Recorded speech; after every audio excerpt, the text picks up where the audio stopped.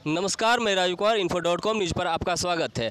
आज हम जगजीवन राम संसदीय अध्ययन एवं राजनीतिक शोध संस्थान के पास आए हुए हैं, जहां पर एक युवा बिहार सेना के राष्ट्रीय अध्यक्ष एवं मुखर प्रवक्ता, साथ ही समाजसेवी भी हैं और पासवान के एक कह सकते हैं चर्चित नेता इंजीनियर राजकुमार पासवान जी को देखे भारत का संविधान पुस्तक को लेकर के रखे हुए हैं। तो इनसे जानते हैं इस मौके पर कि आखिर क्या कारण है, क्या बात है जो भारत का संविधान को लेकर के आप टहल रहे हैं, और इनसे ये भी जानते हैं जो कल के तारीख में 28 मई को नए संसद का उद्घाटन होने वाला है। इनसे विशेष रूप से जानते हैं आखिर क्या मतलब कि रीज़न है जो कल के तारीख में संसद का उद्घाटन हो रहा है और नामाकरण के तौर पर कौन से नाम रखा जा रहा है।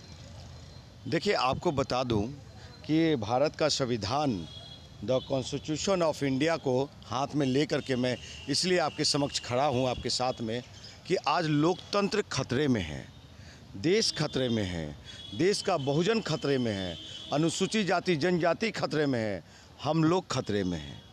समझी भर पानी में डूब के मर जाना चाहिए जो एक गिलास मतलब 10 रुपये के एक गिलास ताड़ी पे अपना लोकतंत्र का वोट बेच देते हैं, दारू और शराब पे वोट बेच देते हैं। अगर उस वोट की अहमियत को पहचान जाते तो ये 10 साल से हिटलर शाही सरकार जो है, समझे, तुगलकी फरमान जारी करने वाला ये जो केंद्र में बैठा हुआ मोदी सरकार है, ये सरकार हमारी बेटी, देश की प्रथम बेटी जो है, जो महामहिम राष्ट्रपति हैं मुर्मू जी, उनको नई सदन जो कल उद्घाटन होने जा रही है, नई संसद जो कल उद्घाटन होने जा रही है, वो संसद भवन का उद्घाटन समारोह में नहीं बुला रहे हैं। मुझे लगता है कि इनका कैबिनेट बिल्कुल अनपढ़ जाहिल गंवार है, समझे, और ये खुद भी उतना पढ़े लिखे नहीं है और ढोल पीटते हैं विदेश का, वो विदेश का ढोल जहाँ पे कोई पहुँच नहीं सकता आम आदमी, समझे साहब। और ये सरकार कभी भी दलित शोषित वंचितों का नहीं हो सकता।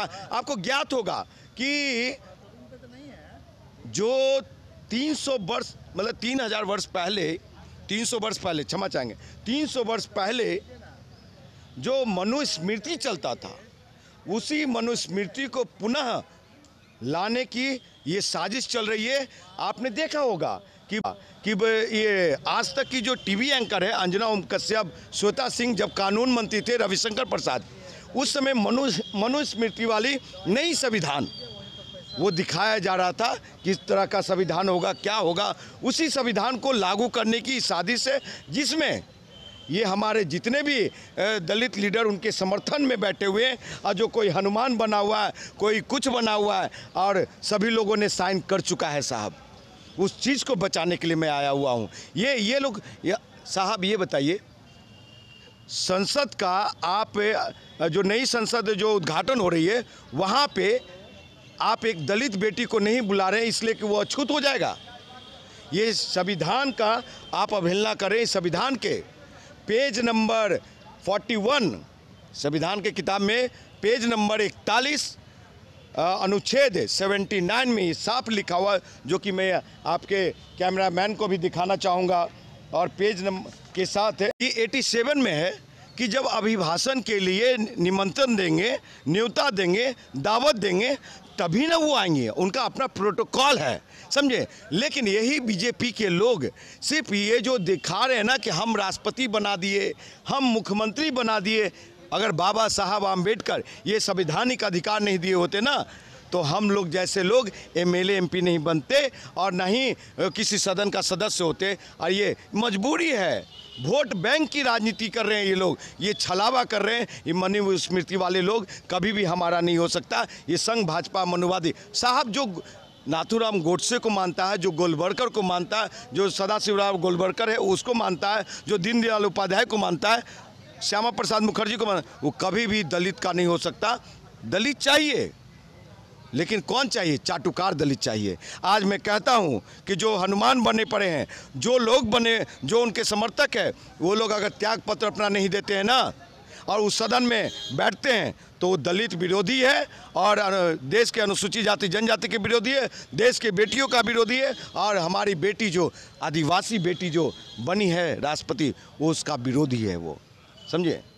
तो आगे आपके विचार से नए जो संसद भवन बना उनका नामकरण किस रूप में होना चाहिए, किस तरह से होना चाहिए, उसका नाम क्या होना चाहिए? वो उस संसद का नाम अगर वाकई में नरेंद्र मोदी साहब मानते हैं बाबा साहब आम्बेडकर को, तो संसद भवन का नाम डॉक्टर वी आर आम्बेडकर सदन रखें, संसद रखें। अगर वाकई में वो लोग सदन रखें, संसद रखें, अगर वाकई में वो लोग हैं तो, लेकिन वो भी नहीं करेंगे, समझे। एक आपको याद होगा लोकसभा में बाबा साहब का फ़ोटो नहीं होता था, हमारे पूर्वजों का फ़ोटो नहीं होता था। आज फ़ोटो लगता है, क्योंकि हम लोग जाग चुके हैं। और जो भी रूरल एरिया गांव देहात में रहने वाले लोग, आपके चैनल के माध्यम से कहता हूँ, अगर आने वाले 2024 के लोकसभा चुनाव में अगर इन मनुवादियों को वोट करते हैं, अरे भैया मैं कहता हूँ कि खाओ सबका, लेकिन अपनी ताकत जो है उसको आजमाइश करो और उस लोकतंत्र के वोट की ताकत पे अपने लोगों को चुन के भेजो कि तुम्हारा आवाज़ को बुलंद करे, तुम्हारी समस्या को सुने। ऐसे हनुमान, ऐसे चाटुकार लोग, ऐसे एजेंट लोग जो जानते हैं साहब, बिहार में एक हनुमान बना पड़ा है, समझे। उस हनुमान का नाम बता दीजिए। हम नाम नहीं बताएंगे, लेकिन इतना बता देता हूँ किसके तो जो कहा कि मैं हर एक चीज़ का एक लेटर लिखा है। लेटर कौन लिखता है? डरपोक आदमी। हम बात नहीं कर सकते, लेटर लिख दिया। अरे भैया आपको नहीं पता है, कम से कम बाबा साहब के जिस अधिकार से आप पूरा परिवार सदन में रहे, तो कम से कम ये पढ़ लो। आप दिल्ली स्कूल से भगाए गए, फिल्मी दुनिया से भगाए गए। सुनने में आ रहा है चिराग पासवान जी हाजीपुर लोकसभा से लड़ रहे हैं और आप भी हाजीपुर लोकसभा से दावा कर रहे हैं, तो क्या मतलब कि कुछ उनसे पहले से हम हाजीपुर से लड़ रहे हैं, और वो हाजीपुर आ रहे हैं जमुई छोड़ करके, तो कहीं ना कहीं काम नहीं किया और हार मान चुके हैं। हार वो मान चुके हैं, समझे। और हार मान करके हाजीपुर आ रहे हैं, तो रिकॉर्ड वोट से हारने के लिए हमसे आ रहे हैं।